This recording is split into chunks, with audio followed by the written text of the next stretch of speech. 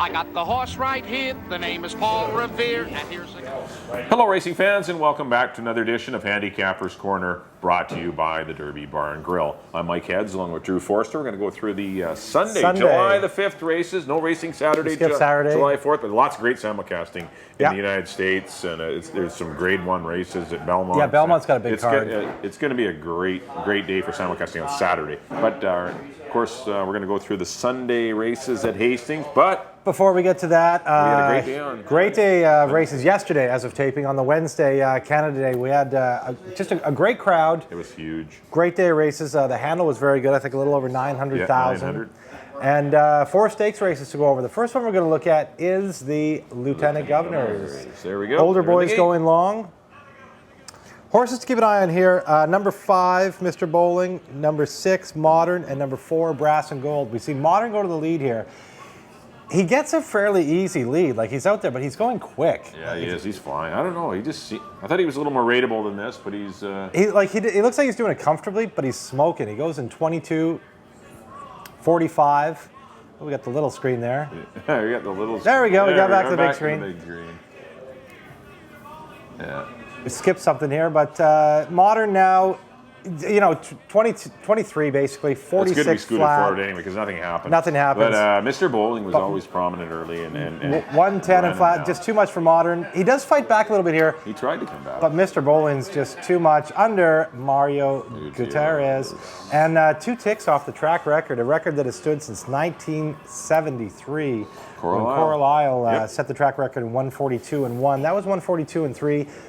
That's very quick. That was quick. It was a great run. Very good. The horse, a good ride. No real interference anywhere. It was a small field. He was able to sit third. They were generally strung out for most of the race. He's generally 5th or 6th in an 8-horse field, but he got to lay third in a 5 or 6-horse field, and he just ran down. No excuses for Modern. Ran great. Modern ran good. He just got overrun. That was a good run. He keeps running good, but. He just got beat. Quick, he got beat by a nice horse. They're 2 nice horses. There's not much between them. But Modern had to settle for second, but congratulations to the North American Thoroughbred Company, Mark DiDomenico, and of course Troy Taylor and Mario Gutierrez. Up next, the Chris Loseth. Yes, for 3-year-olds. 12 horses gate going full. postward. We had the gate full here. Horses to keep an eye on here. The 12, obviously, Bluegrass Angus, who was your favorite under jockey Richard Hamill. Brother Duster, the 10-horse, runs a good one. So does Merlot. 2 horses that ran for a price last time. Going to the lead, first off, was Every Night's a Blur. We were going crazy. Is prominent early. Crease was a horse I liked in here, and I don't know, he just got used up early, I guess. There's something happened. That's not the true Crease. I mean, something... Yeah, he's a better horse than that. They might have had mucus or whatever. Something you don't know about, because he stopped and ran last. Yeah. But Every Night's a Blur... ran 22 and 4. 45 and 4. He was a blur. Ambitious on the head end. And even though Bluegrass Angus, he's laying close to this fast pace. He's only laying a couple off it. But he is the best 3-year-old here right now. Genuine horse right now. Yeah, absolutely. 45 and 2. Yeah. That's solid. It's Every Night's a Blur at 75 to 1. Under jockey Gabriel Asensio still out there rolling, and Richard is right where he wants to be. He's got nobody around him. He's in a comfortable spot. They're running, but it's still... Yeah. Here comes Crease out 3 wide. Yeah, Crease takes a good run at him here, but something went awry with Crease, who was my top pick. There was a bunch of trouble in mid-pack here. There's about 5 or 6 horses. Mighty Fraser making a good run here, too. When there's 12 horses, you're going to get trouble. And there was a pile of trouble here. But, of course, Bluegrass Angus was well clear of it. Out there by about 5 right now and widening and earned the win. This is a nice... Yeah, he's the nicest 3-year-old here by now. I think hands down. There's no question. Things get tougher next time or the next 2 times. Yeah. But, I mean, he beat this group today. Coming up the rail here is Ken Johnson. Yes, that was neat. Brother Duster. Claimed last time for 16, runs a big second. And Merlot gets ahead in front for third. The 2 horses that Merlot ran for 25 last time. Brother Duster ran for 16. They both come back, run big races. Brother Duster had a huge 64 to 1. But congratulations to Copperwater Thoroughbreds. Craig McPherson, Richard Hamill, again, had a good day. Speaking of having good days, Craig won 3. Richard did win 4. The next one we're going to look at here is the Supernatural for 3-year-old fillies. First time going along. Horse, keep an eye on here. Of course, Morning Coffee and the 3. Morning Coffee, it's a 7. Majestic's Presence is the 8, going back to last year. And Quatracat, who's won our last 2 stakes here, is the 3 horse. But Morning Coffee is prominent early. There was a bunch of them prominent. Yeah. The whole field there was 5 of them across the track here. And again, they go in very good fractions, 23 and 4, 46 and 4. You know, that's what I found so impressive about Morning Coffee. She was up there, you know. She's 3 deep. As we always say, you know, it's one thing to go fast, it's another thing to go fast with pressure. Well, she has lots of pressure. She's got lots of horses around here. That's Susan's Day, who was very rank, kind of freezing up the paddock and everything. She pitched for she pitched Buchanan right on the track.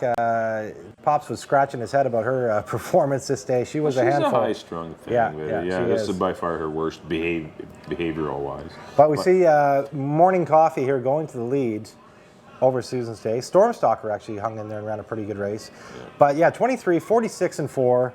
Right in 6, just going widest of all in 6 is the 3-horse Quattro Cat. Wider out is Majestic Presence. They're creeping up on the outside. You can see them, Quattro Cat in the black silks and just behind her the chestnut, Majestic Presence following. But Morning Coffee's got a big break here. You know, 12 and 1. It's decent fractions, but Pedro seems to be all over his horse, and I thought she was in trouble here. I thought Quattro Cat was coming to get her. Yeah, it looked that way, but because at the head of the lane, creeping closer.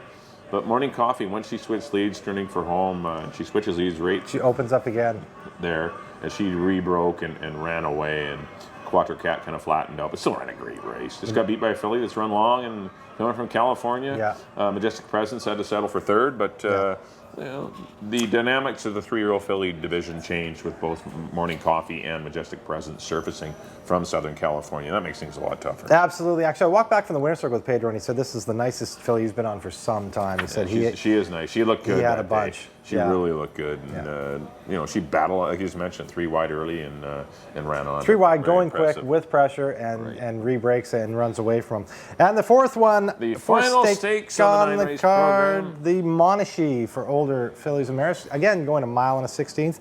Horse to keep an eye on here. Number 1, Arabella's Muse. Number 3, Touching Promise. 6, Dear Lily.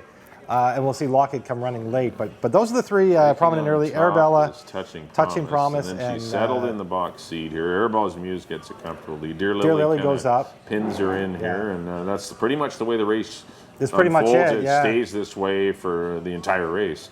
The only one that moved was Lockett from 5th. But Arabella's Muse got things very easy on the head end. She goes in 23 and 4. 23 and 3, sorry.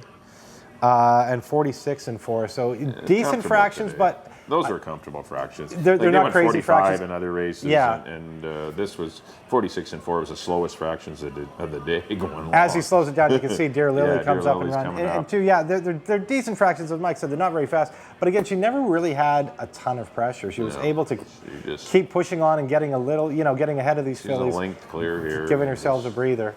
You're going to win all the time when you get easy leads, and this was pretty comfortable. Dear Lily kind of just creeps up on her outside, but never eyeballs her. And Richard just got a nice tight hold here still as they pass the starting gate there.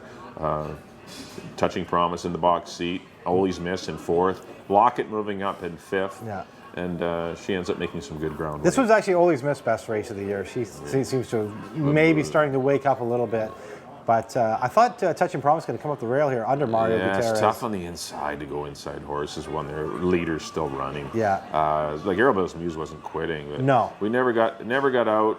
Tried to come to the outside here, couldn't do it. Mario made a decision to go inside. It was probably the wrong one, but it didn't matter. Arabella's Muse still had lots. It did cost her second maybe, but Lockett's going to nip Touching Promise for second. Closing fast. But no, I mean, Arabella's Muse was never really in any danger. Never threatened. Congratulations to Karen Nordahl, Terry, and Bernie Gallagher, Mike Anderson, and of course Richard Hamill. Capped off a great day, did Richard Hamill. But Arabella's Muse definitely still on top of the filly. Speaking of capping off a good day, what's the old boy? Bear Rock and Roll won his he closed it out. 23rd win, 10-year-old. Yeah.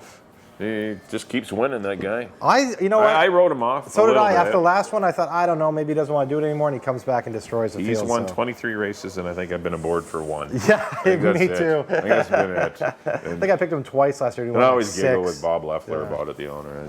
He's happy when I don't. Doing him a favor. You're staying away from him. You went. All right, on to the first of 8 races. Sunday card. Yes. Post time 150. Yeah, and be there. Our features in the first. Be there for the first race because it's a very good race. In the first. $35,000 optional claimer going 6.5 furlongs.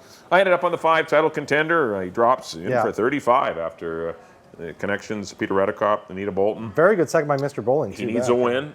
And, you know, it's not really going to be many claims in this category because you don't have anywhere to go with them. But, I mean, title contender, he's been a handful in some of his races in the paddock, but he's been actually really good this year. But chased Modern last time, flattened out. I think it's a great move to come back to a sprint. I think they'll set him up good for a big effort. Yeah. And he's in against easier horse. His title contender. It's unfortunate that he runs into Taylor's Deal, who's another cool horse, lost to Brass and Gold, who ran third in the Lieutenant Governors, who we just watched a few minutes back. But Taylor's Deal is a neat horse, too. Those are your class horses in the race. This is a tough race for the other three. Title contender for me. Taylor's Deal second, Distillery off the claim for third. I went 5-2-1.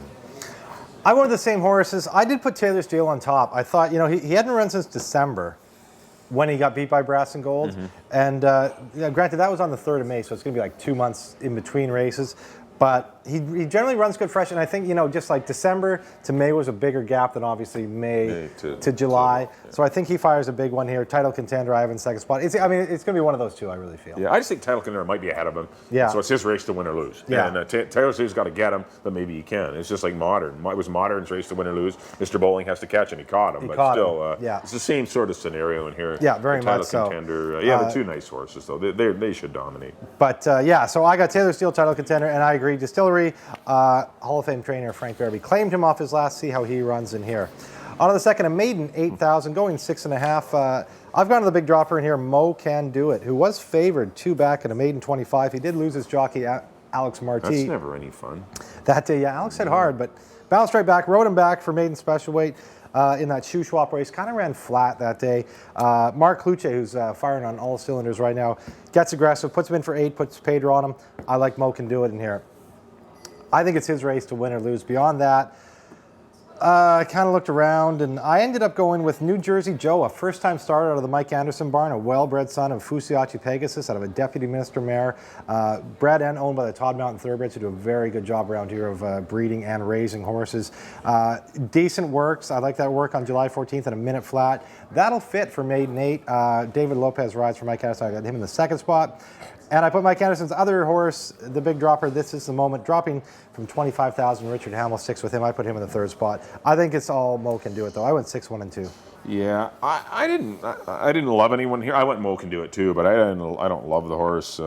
This horse is taking a significant drop, so didn't embarrass himself in that maiden special weight race either. The horse ran well from a wide draw. The inside dominated on that June 20th card. Shuswap was on the rail, never left it. Horse was on the fence. Snuck up the rail to win. Very good that day. Like the whole day, if you look at the card, the rail was gold. Very live. And Shuswap took advantage of it. Mo Can Do It was wide, and he's obviously the horse to beat. I put the 3 Southern Casanova. Pretty impressed with his debut run. I know it was just for $4,000, but the horse laid down some ridiculous fractions. Yeah, 21 and 45. Exhausted late. But I just think he might be a little bit better this time. And I put the 4-horse War On, a firster for Tracy McNeil, 5-year-old, finally making his debut. Well-bred son of War Chant. Yeah, bred for the turf. A lot of turf in this pedigree, but this horse has got some decent works, and as you would expect with a 5-year-old, he's regressively spotted for 8,000. Yeah. A little worried about the one horse New Jersey Joe being a 3-year-old with those great works for 8,000. There must be some flaw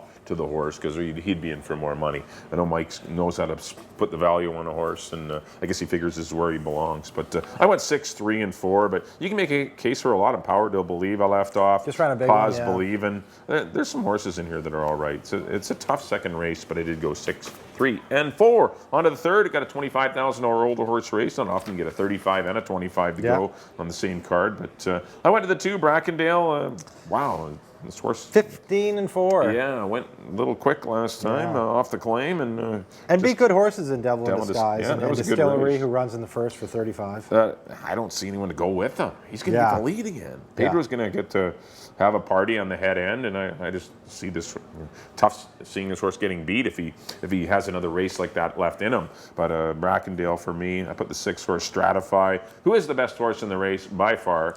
Yeah, but he hasn't. But he has issues, and he hasn't run for a long time. But if Dino's got him, which Dino would have him ready to go, this horse is live in here as well. Don't sell Stratify short. He's a nice horse. He is. And I put the 4 Senor Rojo. I think just the post compromised him last time. Laid a little close to the fast fractions and got caught by El Capone. But I think that was more the post than him having to use horse from the outside. He ran good enough. He was where El trying to Capone run just down took Tracker, back. and that probably cost him. Yeah, second. trying to win the race. You're trying to win the race. Yeah. Where other horses were just sitting back, and then they poached and caught some caught him deadwood late and caught third money, but or second money actually. But Senor Rojo, for my money, ran a better race than El Capone. But they're both nice. Both of them are nice horses that can run well today. But I do like Brackendale and Stratify. Those are my top 2. Then it's a drop off after those. I went 2-6-4. I don't have much to add. That's exactly what I got. Brackendale is on fire right now, running big race. It's got an 83 buyer in that 15-4 smoking race last time. As you mentioned, probably. I mean, who's going to go with him? Nobody. That's Stratify's not. He's iffy leaving the gate. Sometimes he leaves there like eight behind the field. And what's he going to do? His first race of the year? Is he going to go out and tackle him in 21 and change or 22 Pedro fast? controls everything, and it's just a matter of if he runs that race again. And he's not maybe guaranteed to, but maybe he does regress. But I mean, on paper, we have to take Brackendale. I agree. I put Stratify in the second spot. I've always really liked this horse, well-bred son of AP Indy out of a Stormcat mare.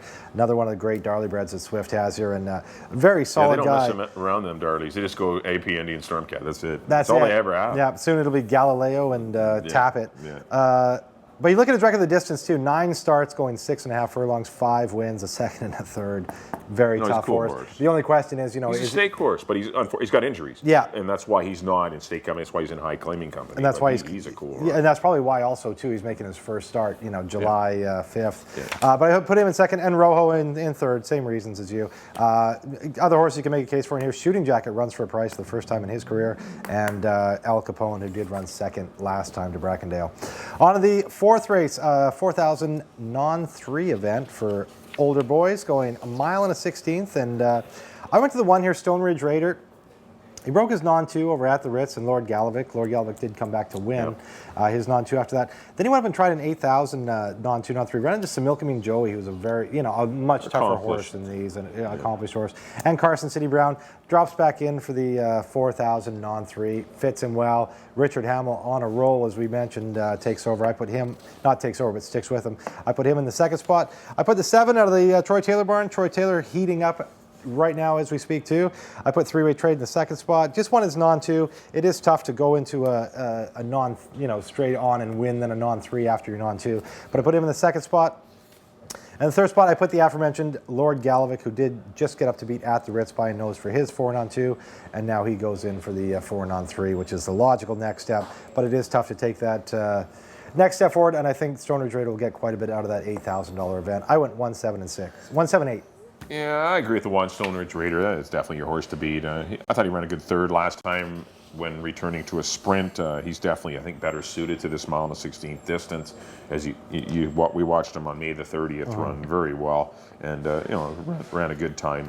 This horse is, since the blinkers have come off, he's just been a little bit better horse, and I think Stone Ridge Raider is going to be tough. The one horse you left off that I think may be in the money is the 6, Burnaby Baron. Yeah, claimed a couple of times. He gets in a conditional 4,000, which helps. He's in an open 62.5 against Lookout Dubai. Those are tough races, and even prior to that, in the Lookout Dubai race for 5, it was an open Lucky 5. Molly Minor and Thanks a Million, who came back to crush. Those are way better horses, and he's not guaranteed to love the mile and 16th distance, but I think he'll love the company. This is a big class change for Burnaby Baron. I've always thought too with his breeding, he should be able to go long, right? Be in the Rockport Harbor of Artax mare. I mean, it's not great distance breeding. No, there's a lot of sprint in it. But for Artax around these parts, Artax was a sprinter. Tried to get punched one time on Preakness Day. Ran out in front of him.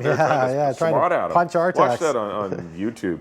Artax and Man on Track or something. I think it was on Preakness Day or something. It was like on the undercard of Preakness Day. Guy jumps over the rail and he takes a swing at a horse. Apparently he didn't bet on Artax. Didn't like him. He tried to definitely get him out of his tries. But for these parts, that's pretty good breeding, and it should get the distance, I think. But Burnaby Baron, they're not taking a big loss if they lose the horse and win the race. So they claimed him for 62. Yeah. A 4,000 non-3. This is a good spot, and I just think because he can't run in the 8 non-3s because he's a KY bred, unless they're going to change. Maybe they're changing that soon. But anyway. right now. Burnaby Baron can't run for is 16 in or the the 8. spot. And I put the 2-horse Timber Tie. I'm going to give him a shot. He likes to go long. I thought he's improved in his last 2 starts. And finished just behind Cowboy Commander. Came back and ran a big one the other day. In the starter series. Yeah. I went 162, but I agree with you, Stone Ridge Raider. But I put Burnaby Baron on the ticket on the class drop. In the 5th race, this does kick off the late pick 4. Once again, $4,000 claimers going a mile on the 16th that haven't won a race this year or non-winners of 4 lifetime.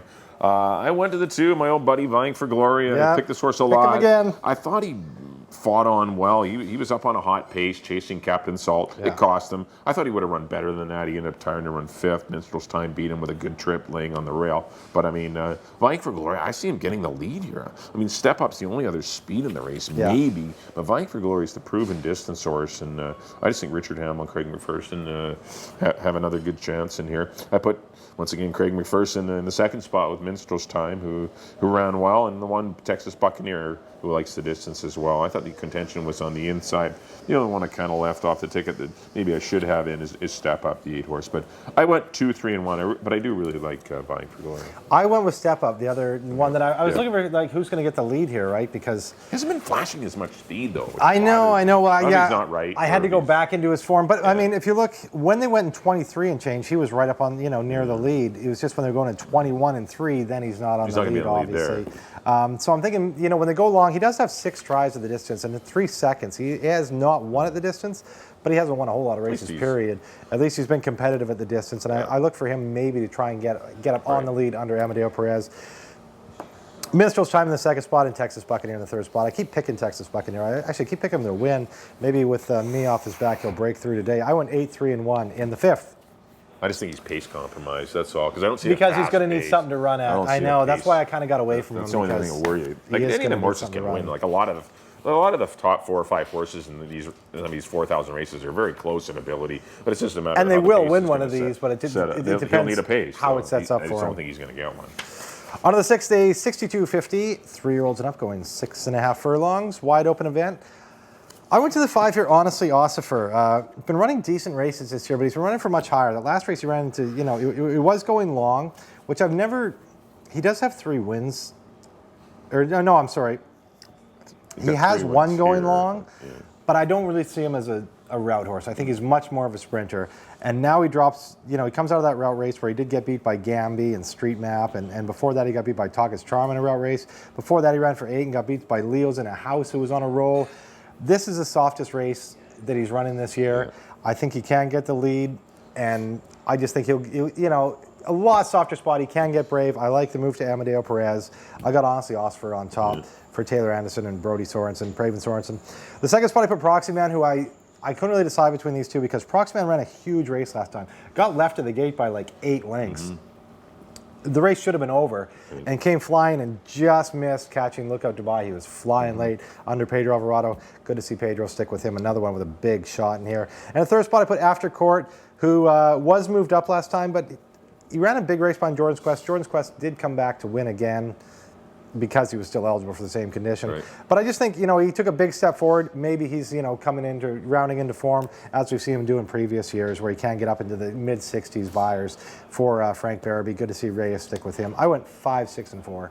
Yeah, I'm a little different in this one. I see a lot of speed in this race. I see Princess Berry's Herbie going from the inside. I dig that. It's really fast. Fleming's Beach has speed. Wise Boss on the outside. He hasn't been in form, but and Wise Boss, correct. I just see a lot of pace in here. I think Proxy Man, I don't want him to dwell at the start like he did last time. It was quite an inquiry. But if he can lay off. I don't like when horses do that, though. That's a sign, and it's not good. And it can become a bad habit. It can be a habit, and I'm a little concerned. I would never single the horse. I think he should because win this race.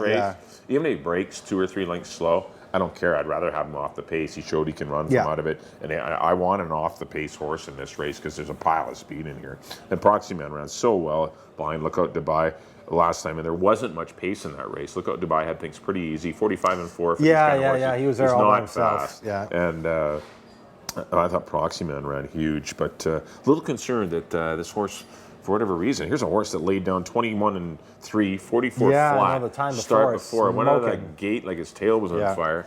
And last time he didn't come out of it. Stands in the gate. Sometimes there's generally some issues when that's happening, but we'll see. But I like Proxy Man. Brother Chunky I was impressed with. I know he's coming back on short notice for Jim Brown, but the fractions were slow in that race, but the last part of the race was run very quick. The track was not that fast. This was one of the faster times of the day. He deserves probably a bigger number than the one he got, but Brother Chunky's live in this spot. Yeah. And I put the 2 horse, I dig that, I expect that horse's speed. I put him in for third. I went 6, 7, and 2. Once again, another tough race. Good little race in race number 6. On to the 7th. $4,000 non-winners to 2 for fillies and mares, going 6.5. I ended up on the 6 horse, 4 feathers. Not really. I'm just going to go to the speed in here.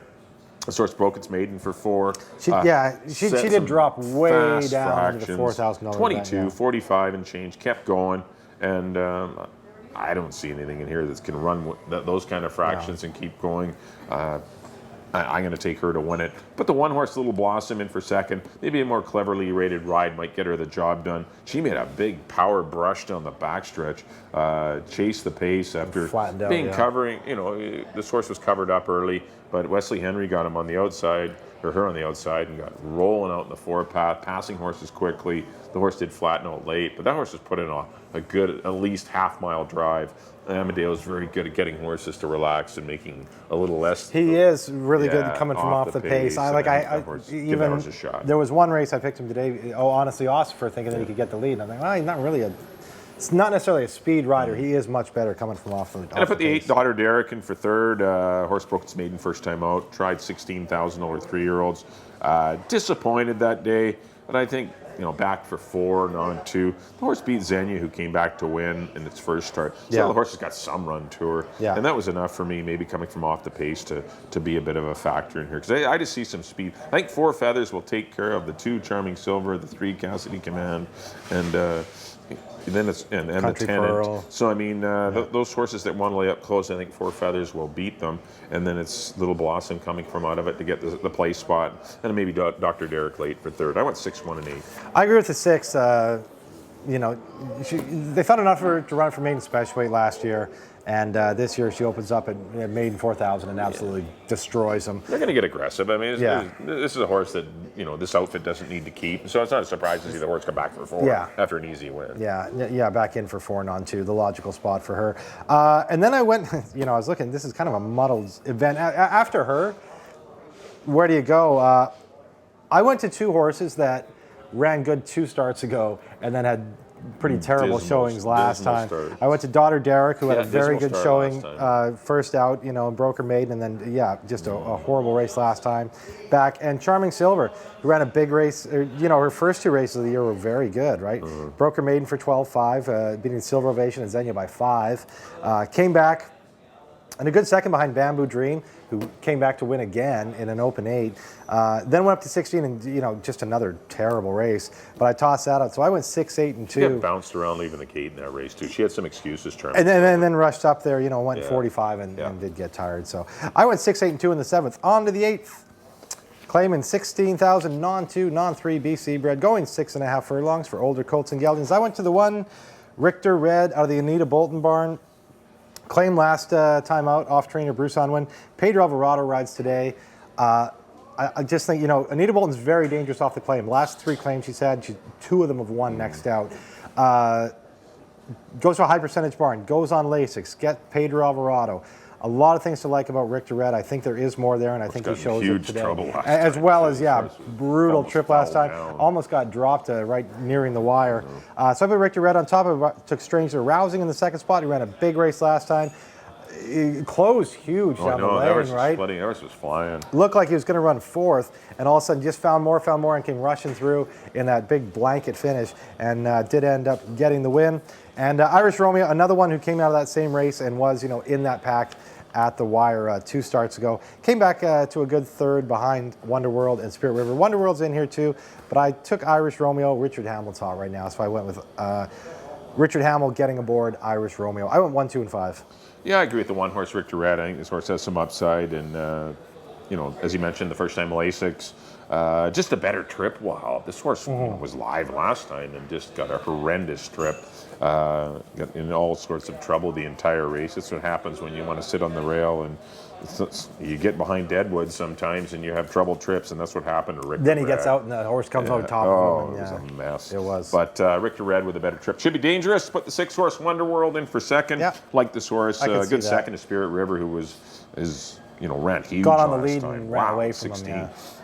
So, I mean, that was a huge effort. I don't blame him for having to settle for second that day.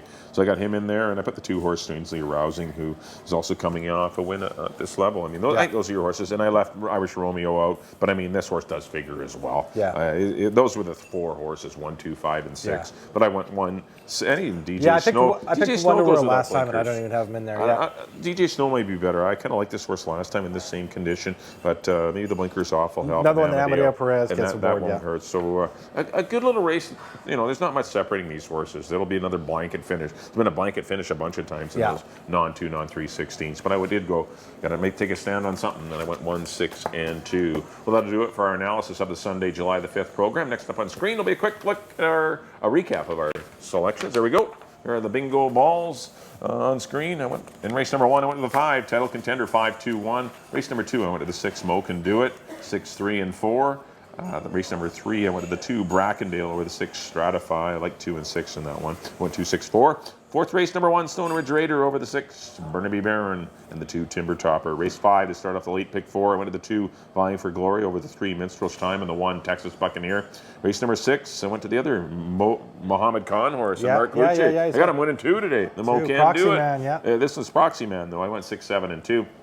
7th race, went to the 6, 4 Feathers, 6, 1, and 8. And in the 8th and final, the recently claimed number 1, Richter Red, over the 6, Wonderworld, and the 2, Strangely Arousing.